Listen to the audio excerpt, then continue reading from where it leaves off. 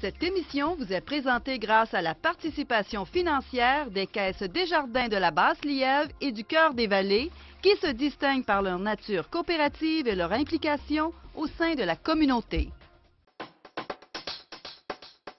Jeudi 18 avril 2013.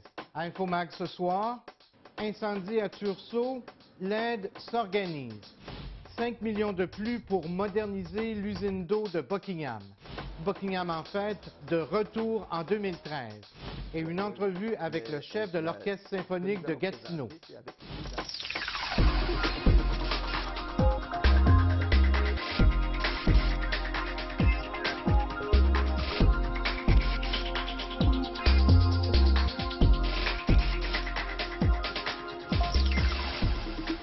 Bonsoir, mesdames et messieurs. Voici maintenant Infomag, votre magazine d'information locale.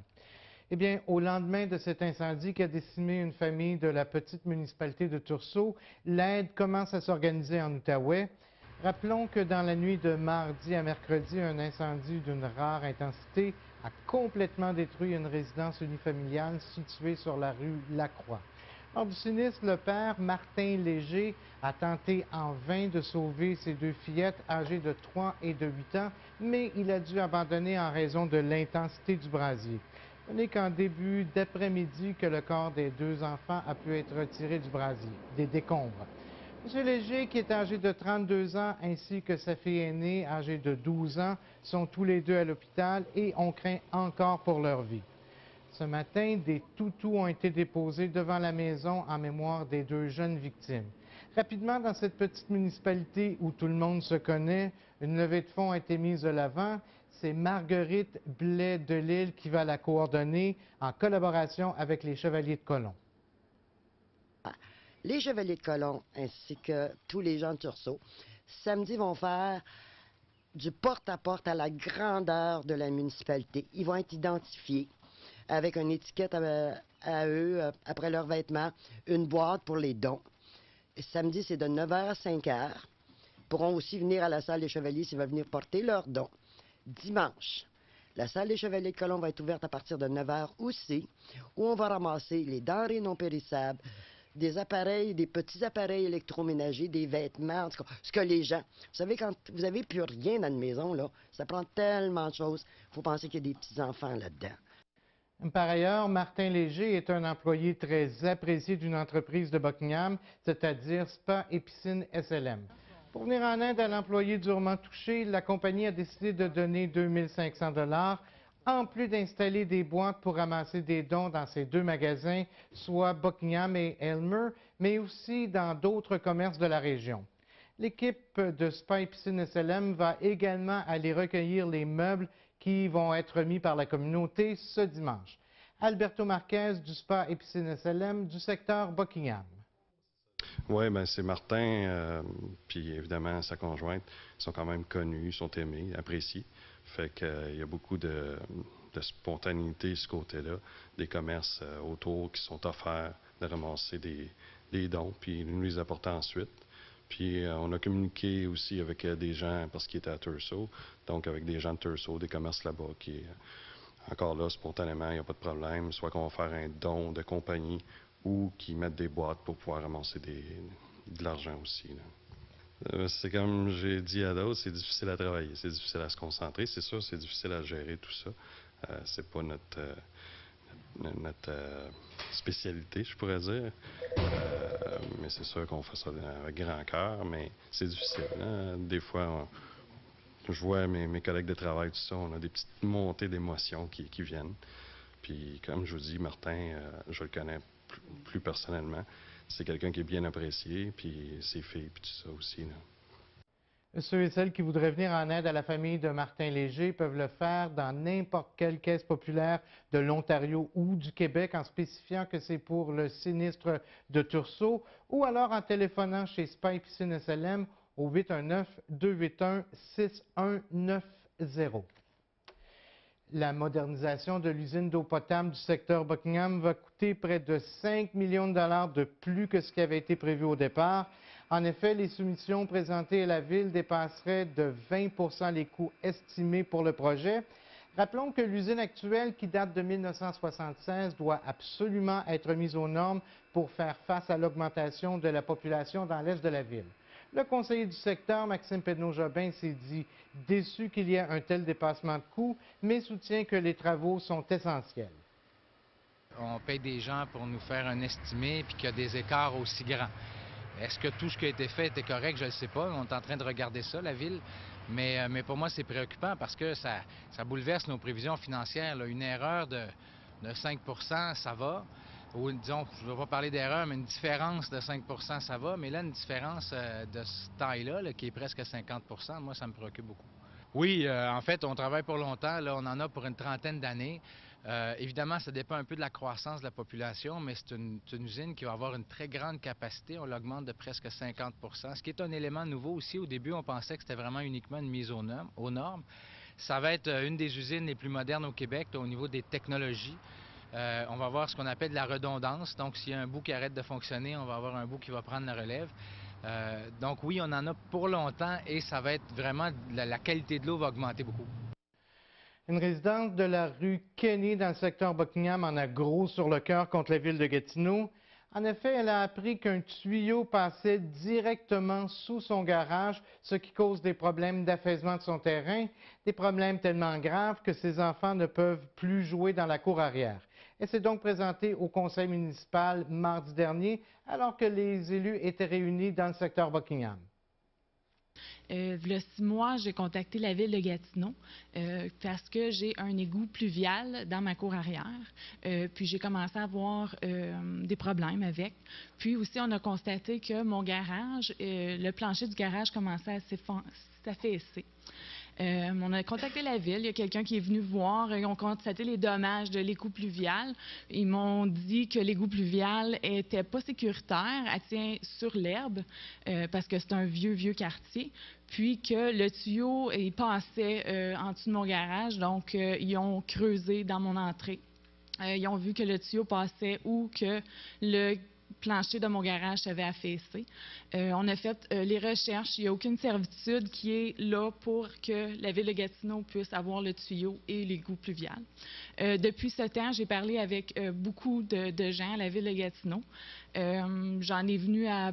la ville de Gatineau a reconnu que le tuyau était en bon état et qu'ils ne reconnaissent pas le dommage à mon garage.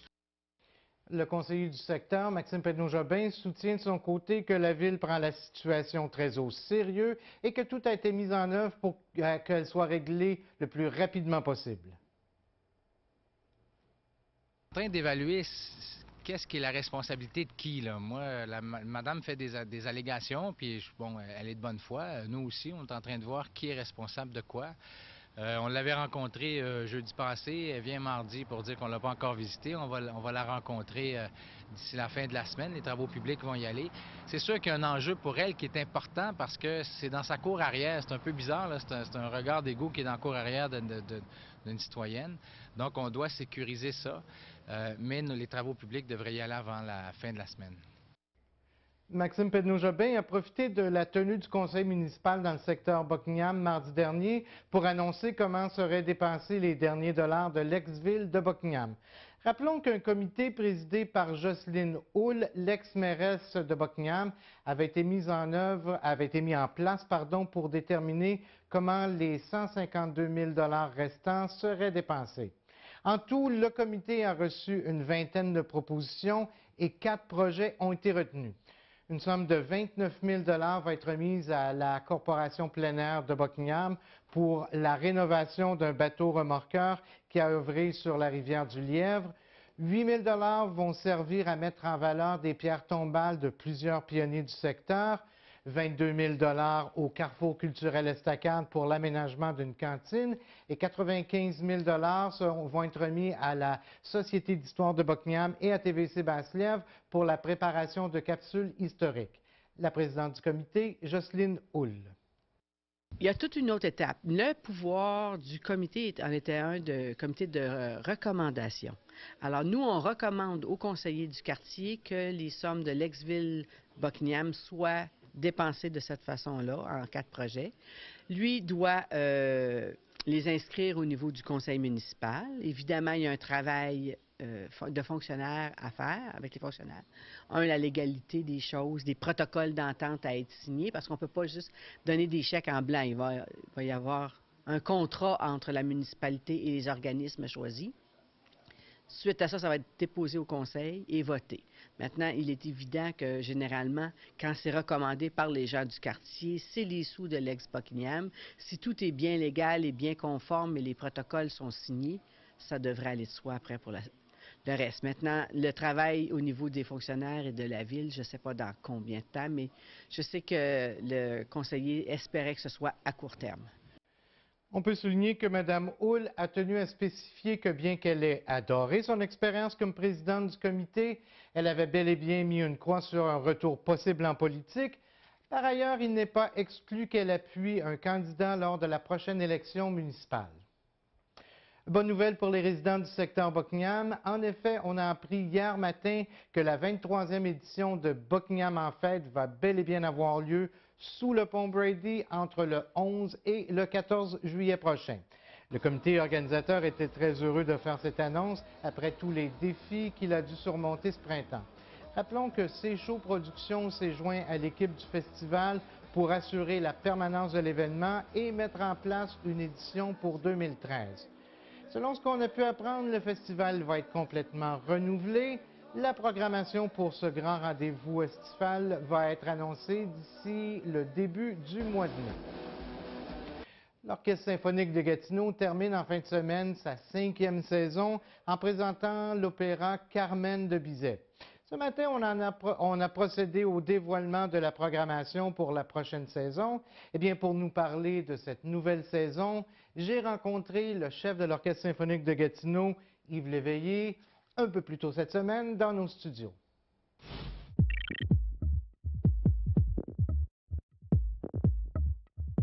Yves Léveillé, d'abord, merci d'accepter notre invitation. Bienvenue dans le secteur Est. Merci. Si on définissait dans un premier temps, qu'est-ce qui fait un orchestre symphonique? C'est un orchestre formé de les cordes, naturellement, puis les bois et les cuivres, ainsi que les percussions, souvent par deux. Alors, c'est un orchestre un peu plus gros qu'un orchestre de chambre, on peut avoir compté une cinquantaine de musiciens et plus. C'est la 6e saison de l'Orchestre symphonique qui se termine en fait en fin de semaine avec un spectacle assez haut en couleur, j'ai envie de dire. Carmen de Bizet, l'opéra. Est-ce qu'on présente l'opéra comme tel ou une version concert, j'ai l'impression? C'est une bonne question. C'est une version concert avec mise en scène. Vous savez, l'opéra Carmen, c'est un opéra quand même assez long, en 4 actes. C'est un opéra tragique, mais ce qui est remarquable, c'est que la musique de Georges Bizet, elle est toujours joyeuse, vivante, animée, alors que le livret, Carmen, c'est vraiment la déchéance du brigadier, puis la bohémienne amoureuse qui se fait assassiner à la fin. Alors, c'est un opéra tragique sur une musique joyeuse. Mais ce que nous allons présenter, c'est avec une mise en scène de François Racine, qui est un très grand metteur en scène qui a travaillé avec Robert Lepage, qui a travaillé à l'Opéra de Québec et de Montréal. Et puis, il y aura une mise en scène avec des costumes, mais l'opéra, l'orchestre comme tel, va être sur la scène. Et puis, ce qui est particulier aussi, c'est que pour les gens qui ne sont pas habitués à l'opéra, souvent les opéras, c'est difficile à suivre, on n'entend pas bien la prononciation, tout ça. C'est un opéra en français et on a mis de la narration entre les actes. Alors, c'est ce qui était originalement écrit par Bizet, qui a été modifié. Ils ont mis des récitatifs musicaux par la suite. Mais nous, c'est plutôt original avec texte. Et évidemment, l'opéra Carmen de Bizet, ce sont des airs connus, L'amour est enfant de Bohème, des airs là, que les gens vont facilement se rappeler. Ouais.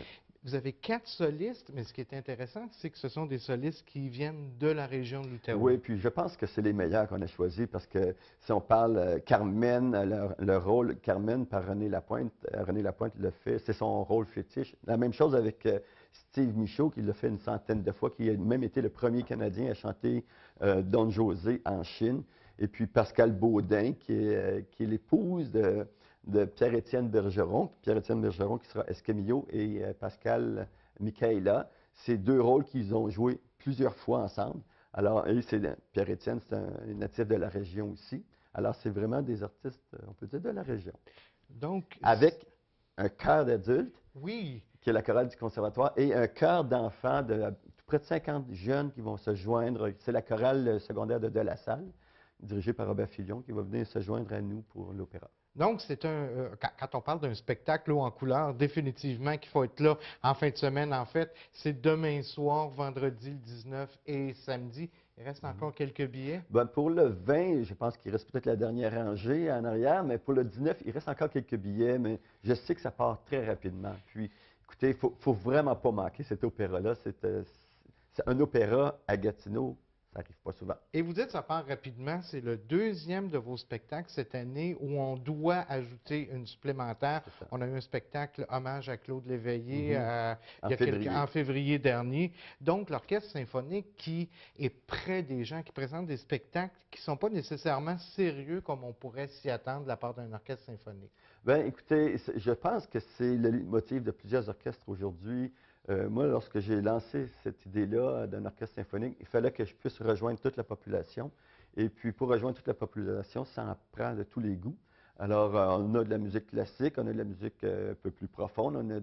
Cette année, on a fait du flamenco avec Cervantes. Hommage à l'éveillé, c'est quand même de la musique populaire. Puis, Noël chez les Tsars, c'est très classique. Alors, on en donne pour tous les goûts. Puis l'année prochaine, je vous promets, la 7e saison, il va en avoir pour tous les goûts. Oui, voilà, justement, vous avez lancé un petit peu plus tôt aujourd'hui les spectacles, enfin, qui s'en viennent pour la prochaine saison.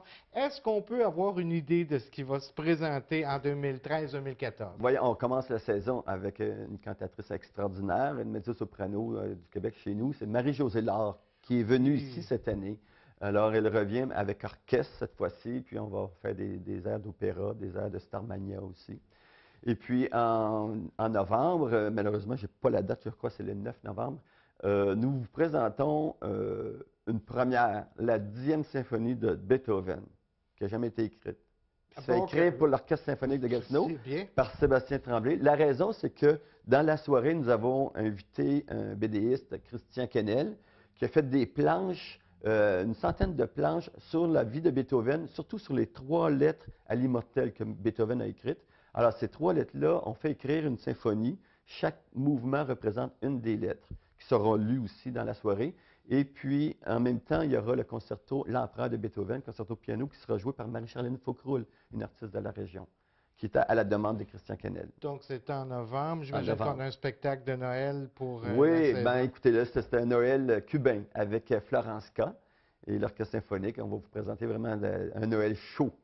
Et en terminant rapidement, j'imagine qu'en 2014... Ben, Mrs. Satchmo en février, Ballroom Orchestra, Mrs. Satchmo, qui est de la musique de Louis Armstrong. Puis nous terminons la saison avec le Requiem de Mozart. Voilà, bien, Yves Léveillé, merci pour la belle 6e saison que vous venez de nous présenter. On se revoit effectivement en fin de semaine, demain et après-demain. Et bonne 7e saison à l'Orchestre symphonique. Ça me fait plaisir. Voilà.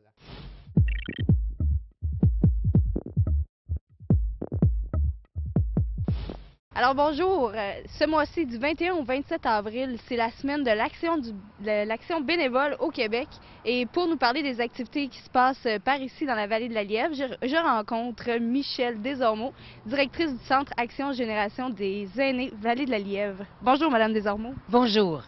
Alors d'abord, parlez-nous de quelle activité vous préparez pour souligner l'importance des bénévoles. Écoutez, chez nous, on a plein de services et on a près de 130 bénévoles qui œuvrent dans notre organisme.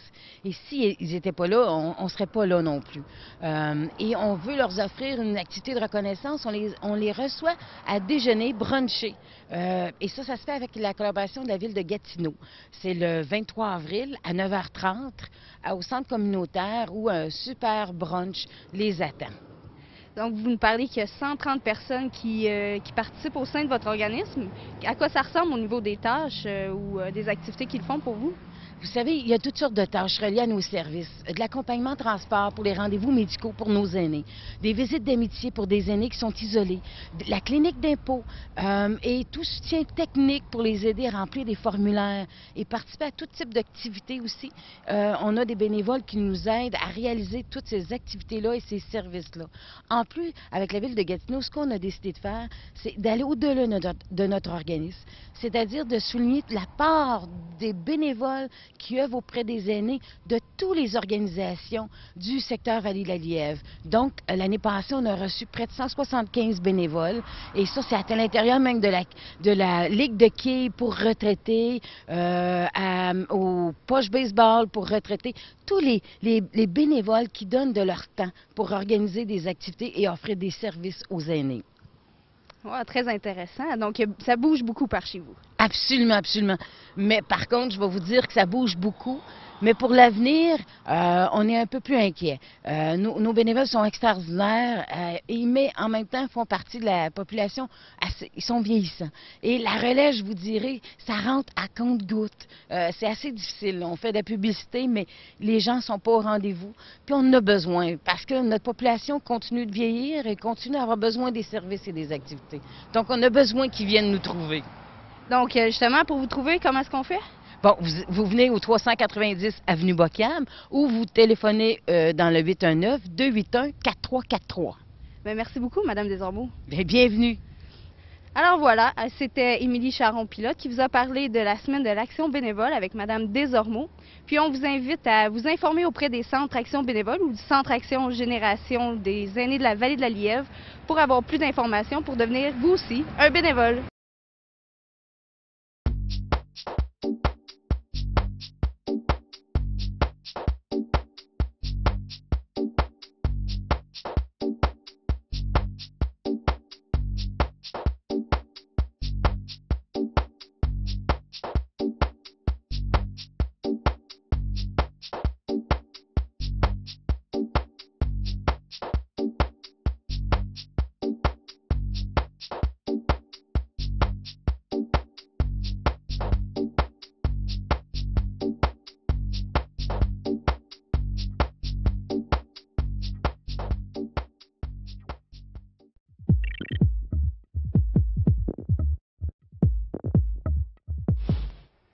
On parle maintenant sport avec François Croteau. François, c'était la Coupe Dodge en fin de semaine dernière et on a une équipe de la région qui a bien fait. Oui, effectivement, c'est le Bantam 2B des voisins de Papineau.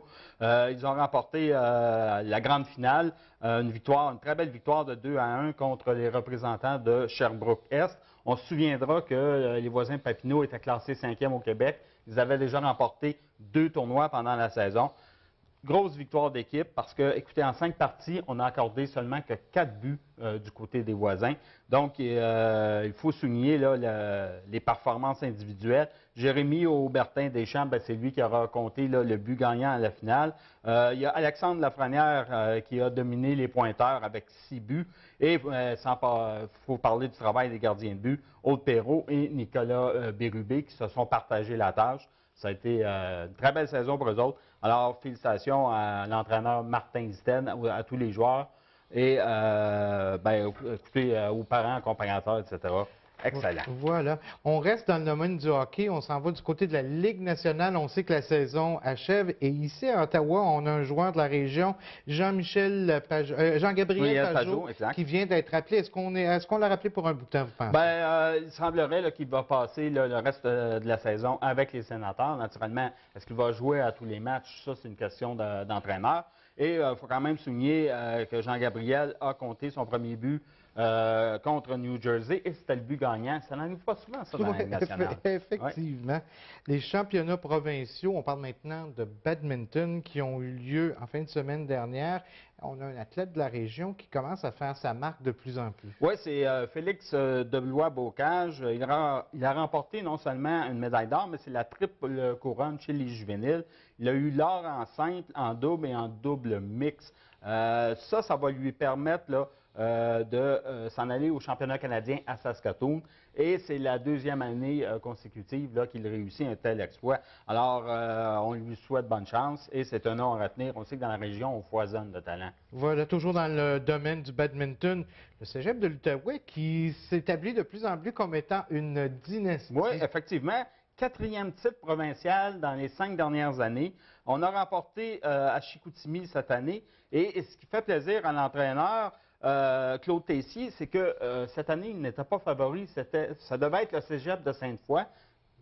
Belle performance d'équipe. On les a battus pour justement aller chercher le titre Il faut souligner des performances de Frédéric Charette, qui a été nommé joueur du tournoi. Paul-Antoine Dosti-Gagnon, qui s'est mérité une médaille d'or. Alexis Grenon, une médaille de bronze. Guillaume Grenon et Simon Tessier, l'or en double.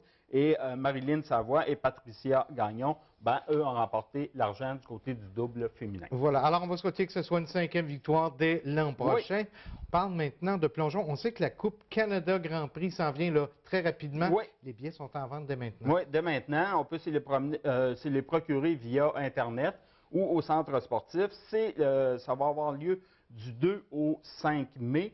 Le jeudi et le vendredi, le 2 et 3 mai, ce sont les préliminaires. Samedi 4 et 5 mai, naturellement, ce sont les finales. Jeudi et vendredi, le prix des billets, c'est quand même très raisonnable, c'est 10 à la porte. Et si vous achetez un billet pour le samedi ou le dimanche, vous ne payez pas là, ce 10 $-là. Alors, vous y allez 2 fois, c'est excellent. Écoutez, c'est la première fois qu'une telle compétition se déroule hors de Montréal. Ouais, voilà. C'est Gatineau qui l'a eu. Problème technique à la piscine. Et, écoutez, 135 millions de spectateurs, c'est le volet, là, c'est le créneau là, pour cet événement-là. C'est un événement d'envergure. Il va y avoir les plongeurs olympiques là, qui vont être là. Alexandre Despatie, on ne sait pas, il est blessé. Mais Roselyne, en tout cas, Jennifer Abel voilà. Vont être là. Alors, et quelques Chinois, oui, probablement, effectivement. On s'en va maintenant dans le monde du soccer. Maxime Tissot de la région aussi, qui a finalement joué avec le grand club. Oui, on sait qu'il avait fait l'équipe cette année. C'est un produit de l'Impact et aussi de la région. Là, il est originaire du secteur d'Elmer, 21 ans. Alors, il est tout jeune. Il a remplacé Marco Di Maio à la 88e minute de jeu. Alors, c'est pas n'importe qui. Écoutez, c'est le 2e joueur de l'Académie de l'Impact à se joindre au grand club. Donc, c'est excellent pour eux autres. Et on sait que les matchs sont tout le temps présentés à la télévision. Regarde-le, c'est le numéro 51. 51, voilà. Ouais.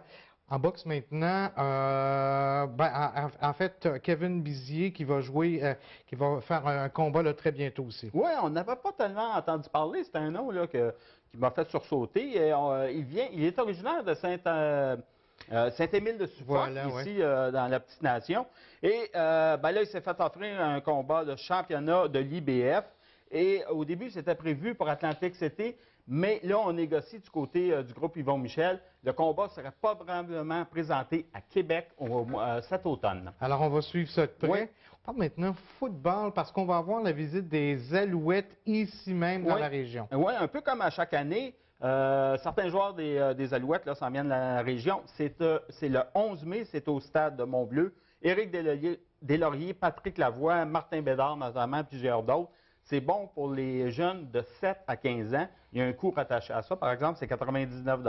Et il y a une nouveauté cette année. Les cheerleaders des Alouettes vont être là. Et il y a un volet de cheerleading pour les filles. Et ça coûte 39 $.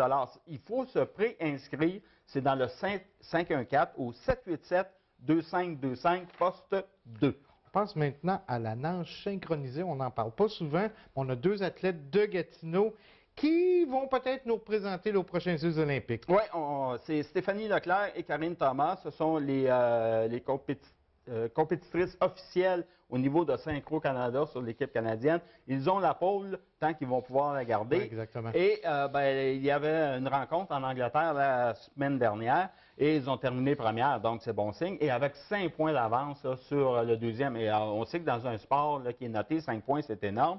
Alors, prochaine rencontre ici à Québec au mois de mai. Ils seront au Brésil aussi. Et attention, en juillet, mondiaux en Espagne. Voilà. La semaine dernière, on a parlé de météo, on annonçait une tempête de neige. Là, la température semble de plus en plus clémente et les clubs de golf qui vont bientôt ouvrir. Oui, il y a certaines ouvertures, notamment le Kingsway qui ouvrait ce soir, jeudi soir. Samedi, c'est du côté du club de golf de Gatineau, dans le secteur Elmer. Château-Cartier, Montcascade, c'est le 26 avril. Peut-être un petit peu plus près de nous ici, Buckingham-Tursault devrait ouvrir, si ce n'est pas la semaine prochaine, la fin de semaine prochaine. Voilà, alors on va suivre ça de près. Oui. Alors François, c'est ce qui complète l'émission pour aujourd'hui. Merci, on se revoit évidemment la semaine prochaine pour parler encore sport. On suit tout ce qui se passe de très près. C'est ce qui complète notre émission pour aujourd'hui. Je vous donne rendez-vous tout de suite après notre émission pour l'émission Parole à l'élu. Mes invités cette semaine, le maire de Gatineau, Marc Bureau, et le conseiller du district de Buckingham, Maxime Pedneau-Jobin. Mon nom est Michel Pilote. Je vous donne rendez-vous mardi prochain pour une nouvelle édition de l'émission InfoMag. On se revoit la semaine prochaine. Au revoir.